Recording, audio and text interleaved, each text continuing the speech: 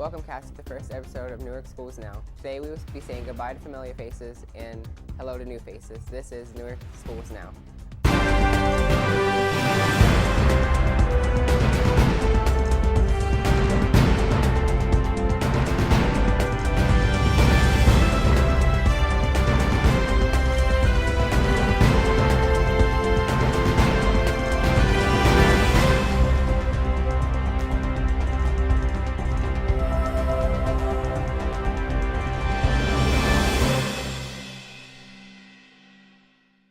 As most of us have heard, Mr. Gloshinsky from the Smiling with Hope Bakery is leaving Newark High School. Here's John with more information. What was your original purpose in starting the Smiling with Hope Bakery? Well, the Smiling with Hope Bakery actually started 25 years ago in Austin, Texas. I was working as a teaching assistant in a special ed classroom, and we were in a home ec room, and the students were very, their capabilities weren't at a level where the academics would ever get them a job. So I was able to start baking right there and then, and kids began to get excited about school, and they were selling things, and people were buying it, and the community enjoyed it. And then I moved it from Austin to Sonoma County, California. I did it there for 11 years, same program. We were very well received, won awards, found kids jobs.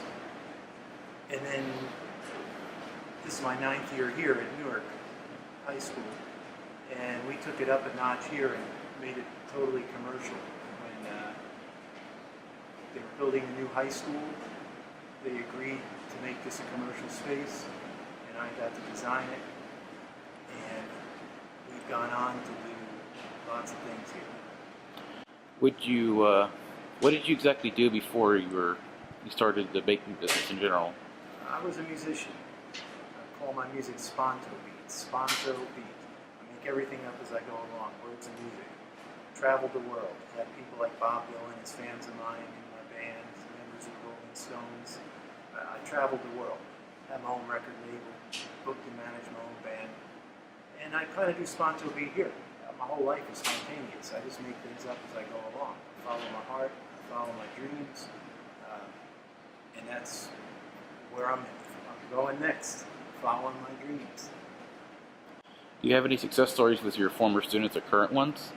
Well, a lot of the former, from Texas and California, I've lost touch with, but I know one student from California stays in touch with me. I taught her pizza, and she runs a pizzeria that serves like 200 pizzas a day, and she's full-time employed. And this is a girl that if you put her to academics, she couldn't do second or third grade level work. Other successes here, we've got 4 students' jobs through this program at Bon Appetit up at Denison University. They've been a wonderful partner with hiring my students and buying our products. And the other successes are we've served Newark City schools, Granville schools, Denison University, upwards of 10,000 items a week, all handmade. Is there anything of interest you'd like the school body to know about you before you go? Yeah, I'd like to say thank you to everybody for letting this program, from the students on up to the superintendent, for letting us put this program together. And my dream has always been to create meaningful work for people with disabilities. And I have the opportunity now to move to Reno, Nevada, and open up a pizzeria.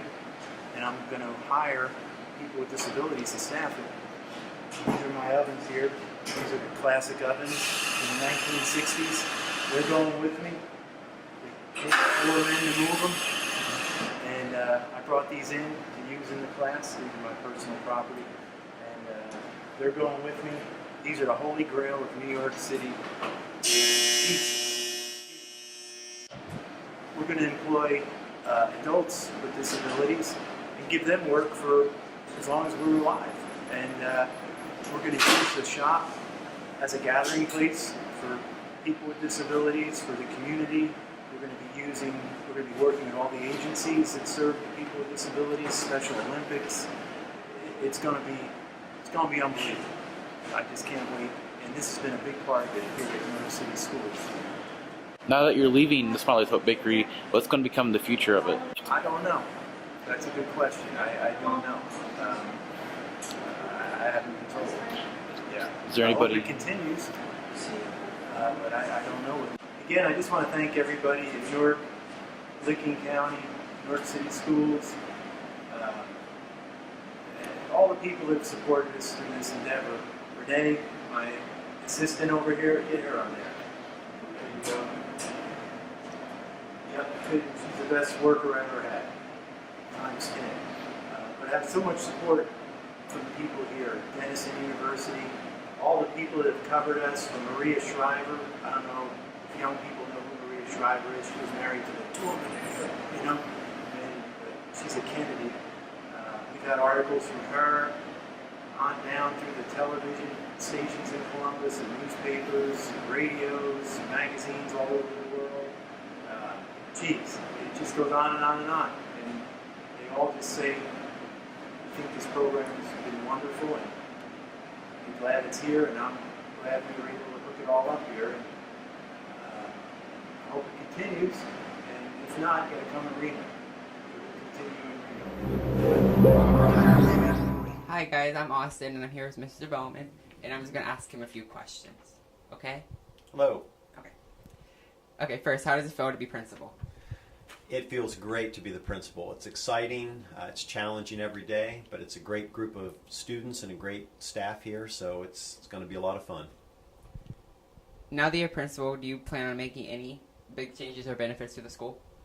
I hope all the changes that we make are going to be for the benefit of the students in the school. I think the biggest thing we need to do is increase the communication here at the school with the teachers, with the students, let students know what's going on, give them some rationale as to why things are changing and what's going on. But overall, everything is going to be for the benefit and the improvement of the students here at the high school.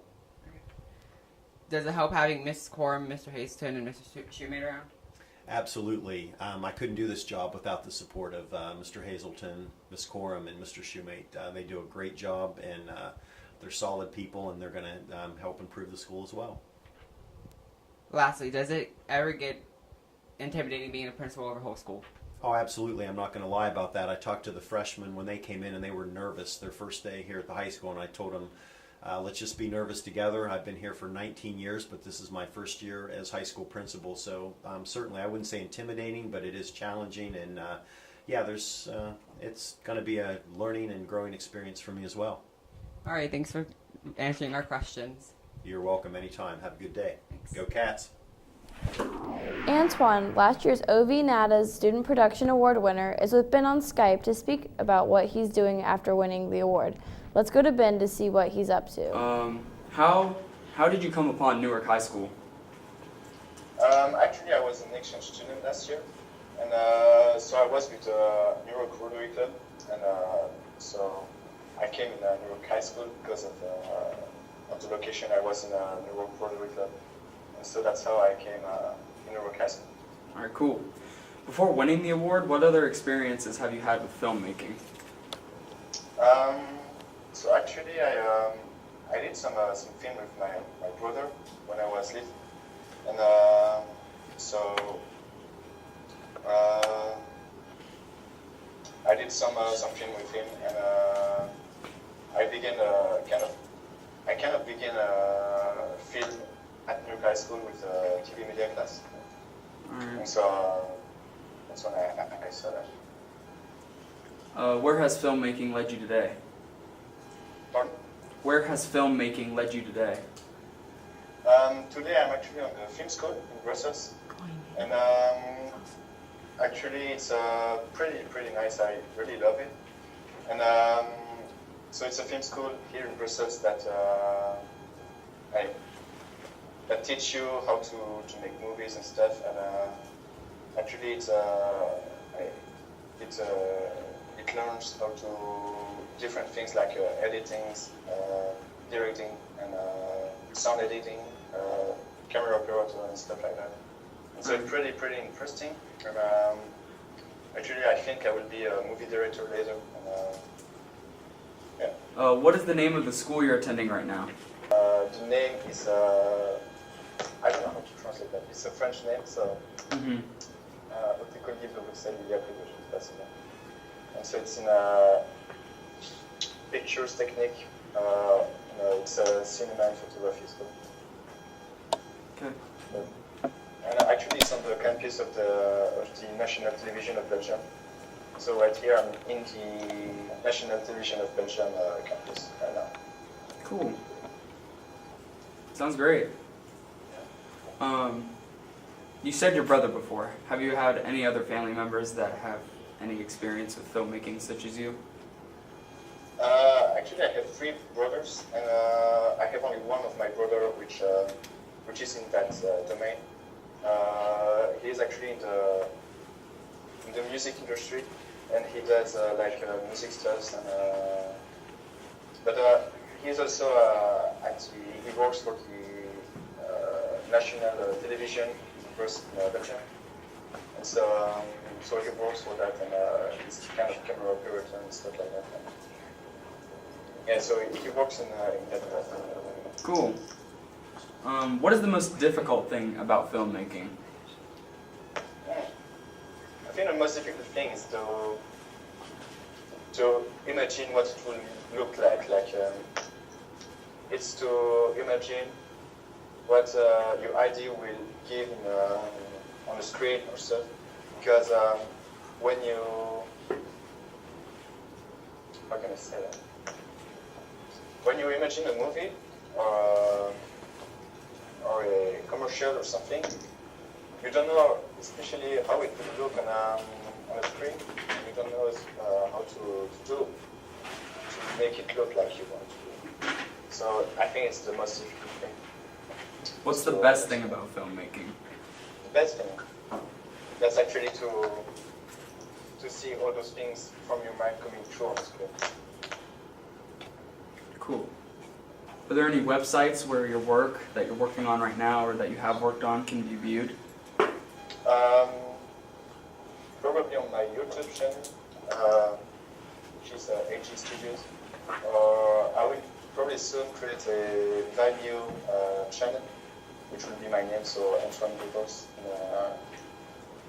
So that's where I will post my work. And so right now, actually, I'm working on 2 movies. One as a movie director, and the other one as a editing. And yeah, so that will probably be there soon. Cool. That will be in French. So. Nice talking to you, Antoine.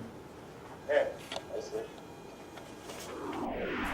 Earlier this week, I was able to speak with Mr. Shumate, the Dean of Students, to hear exactly what he's been up My to. name is Madeline Boucher, and I'm here with Mr. Shumate, our Dean of Students. So, what does the Dean of Students do?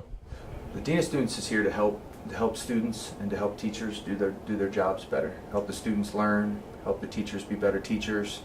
And one of my specific duties is to handle dress code and to specifically focus on the 9th graders.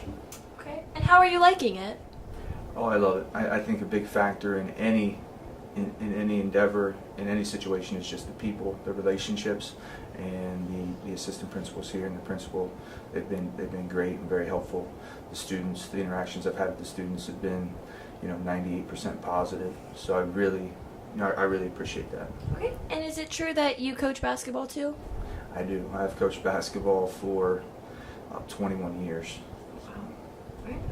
What are some of your goals for this year for basketball and the school? Well, I think generally the goal is to improve. Specifically with basketball, one of the things that we need to focus on is our leadership. We have some young girls. We have some girls with some immaturity, and we need to find some leaders on our team.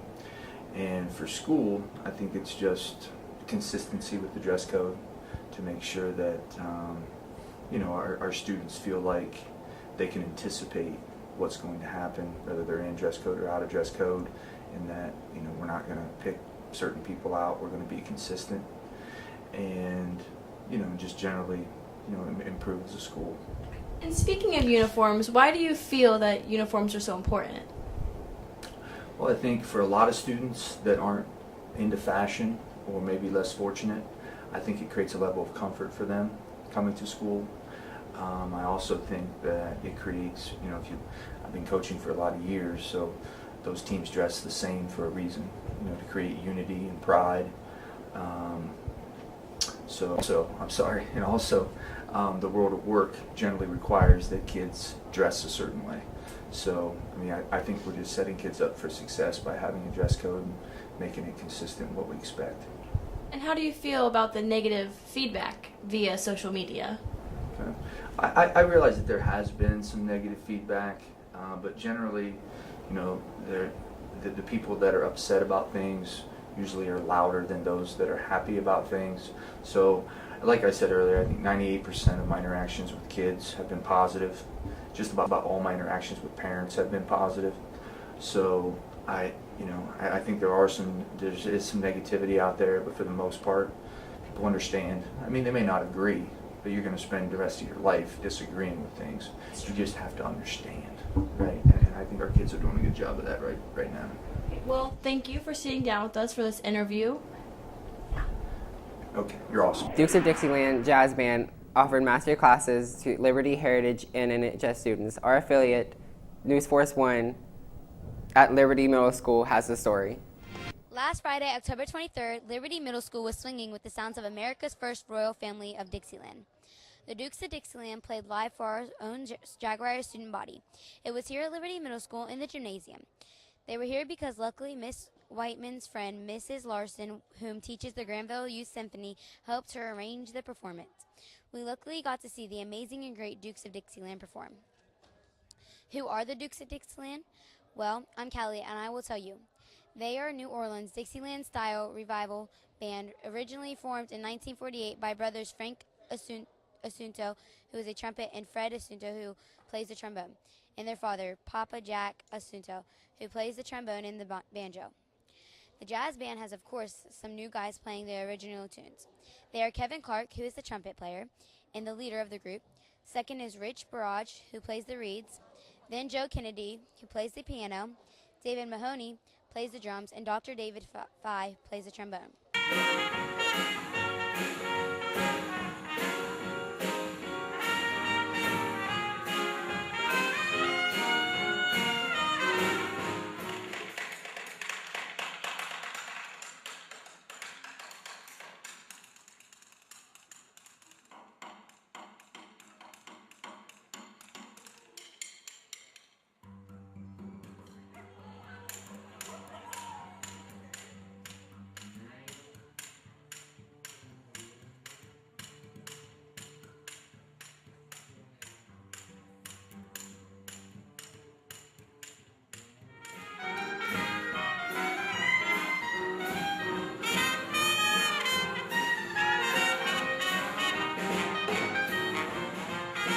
Wow, that was a really exciting performance. But what did you here at Liberty think about the performance?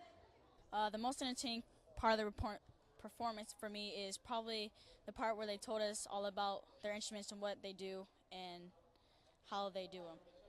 I liked when he played the soprano saxophone because I haven't actually seen one in real life before. I really liked how they all went through and showed their different types of instruments and how they get to play them. Well, one thing I learned was that the bass follows the drum at the beat and stuff for what he does. I learned that the clarinet is included because usually in jazz music it's kind of overlooked. That they work well together, and that even if they mess up, they can still fix it. My favorite song was the first song. It sounded pretty cool. I thought it was funny because it sounded a little bit like the beginning of a movie. I liked the first one, and I think it was a good way to introduce the band. Well, it wasn't necessarily the group, but I liked when he was doing the drummer was doing the drum solo with the bass. That they are really amazing and a pretty good band. The Dukes of Dixieland also conducted a master's class with students from all over the district. These classes were to help students learn and perfect common techniques in playing jazz music.